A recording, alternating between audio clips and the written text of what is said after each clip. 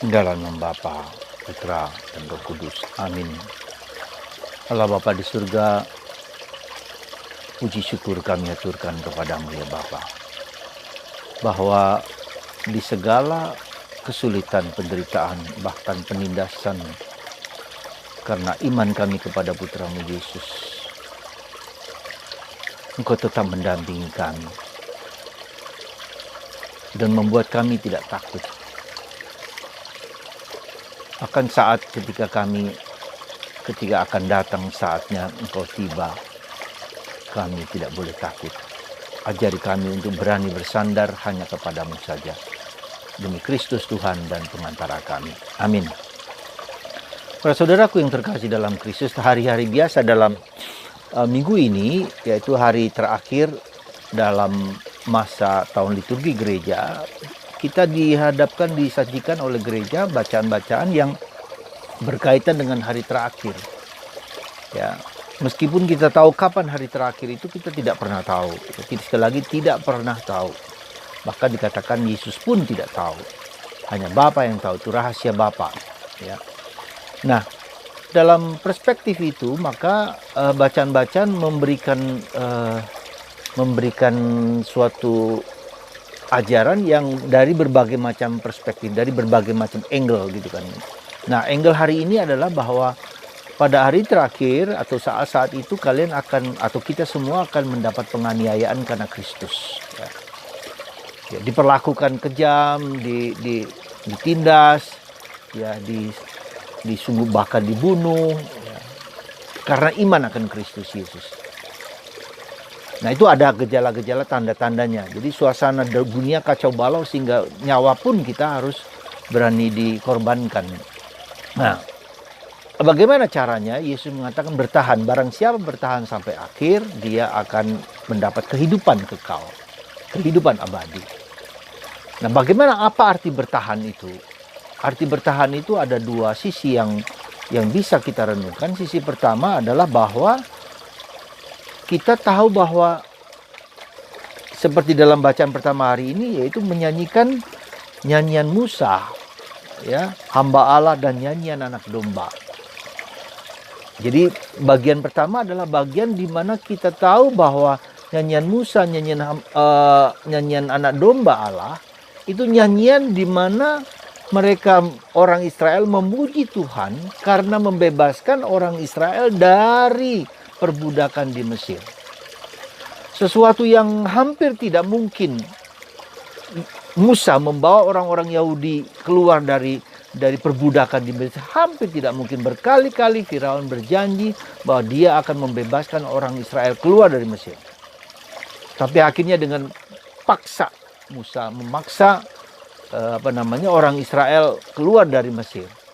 Ya, sehingga Firaun marah. Lalu dikejar-kejarlah orang Israel, ya, sampai kemudian hampir tidak mungkin ada lautan yang harus diseberangi.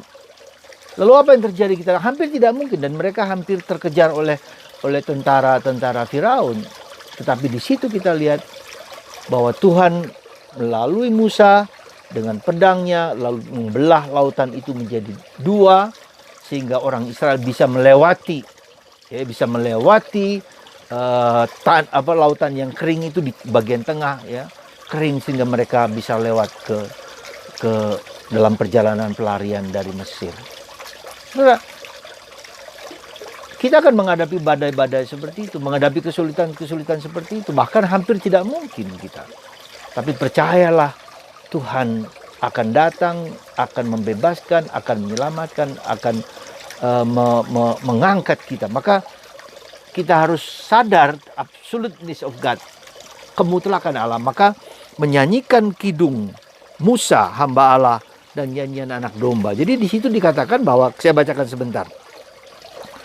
Besar dan ajaiblah segala karyamu ya Tuhan, Allah yang maha kuasa, adil dan benar segala tindakanmu ya Raja segala bangsa. Siapakah yang tidak takut ya Tuhan, dan yang tidak memuliakan namamu, sebab hanya Engkaulah yang kudus. Semua bangsa akan datang dan sujud menyembah Engkau, sebab Engkau telah nyatakan kebenaran segala penghakiman. Jadi langkah pertama bertahan itu adalah kita memiliki keyakinan bahwa Tuhan kita, Yahweh, ya, Allah bangsa Yahudi dan Allah kita sampai sekarang tetap setia dan tetap akan membebaskan kita, seperti halnya ketika Allah Yahweh membebaskan orang Israel dari belenggu perbudakan, dan Yesus, ya, adalah Musa baru yang memberikan pembebasan itu secara kekal dan abadi. Jadi di situ harus ada keyakinan itu. Bertahan itu adalah memiliki keyakinan, memiliki kepastian, memiliki kepercayaan, memiliki andalan. Aku, Tuhan Yesus, Engkaulah andalanku, dalam bahasa kerahiman ilahi. Itu yang pertama. Yang kedua, dalam bacaan Injil hari ini kita katakan bertahan itu artinya bahwa kita jangan takut. Ya, Tuhan akan membela kita, karena tidak ada selai rambutmu pun akan tidak dihitung. Kalau kalian tetap bertahan, kalian memperoleh hidup. Ya, dan juga tidak perlu tidak perlu membela-bela diri, karena Roh Kudus yang akan membela kita. Ya, dikatakan di sini. Sebab itu tetaplah teguh dalam hatimu, jangan kalian memikirkan lebih dahulu pembelaanmu. Aku sendirilah yang akan memberi kalian kata-kata hikmat, sehingga kalian tak dapat ditentang atau dibantah lawan-lawanmu. Nah, jadi Tuhan sendiri yang akan berbicara lewat mulut kita. Ya, jadi Roh Kudus membimbing, menuntun kita. Jadi dengan kata lain, apa yang mau saya sampaikan kedua adalah kita belajar mendengarkan suara Roh Kudus. Ya. Sekali lagi ini penting sekali menurut saya, mendengarkan suara Roh Kudus yang membimbing, yang menuntun, yang sudah ada dalam diri kita. Saudara, harus kita jujur. Banyak berdoa bagus.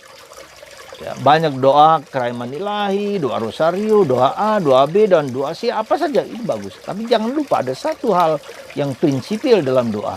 Mendengarkan suara Roh Kudus di dalam doa-doa kita. Ya. Jadi kita tidak cukup hanya mendoakan begitu banyak bentuk doa-doa, kalau kita tidak mendengarkan Roh Kudus.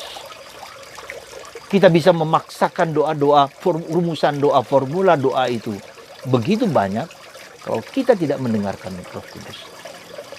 Jadi salah satu inti dari kehidupan doa kita, kehidupan rohani kita, yaitu kita mampu mendengarkan suara Roh Kudus yang sangat halus, yang sangat lembut, yang bekerja dengan sembunyi-sembunyi.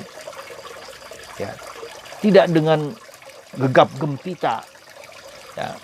Nah, dalam pengalaman tokoh Karmel yaitu Nabi Elia, kita melihat ada sesuatu perubahan, ya, di dalam kehadiran Allah dalam diri Nabi Elia.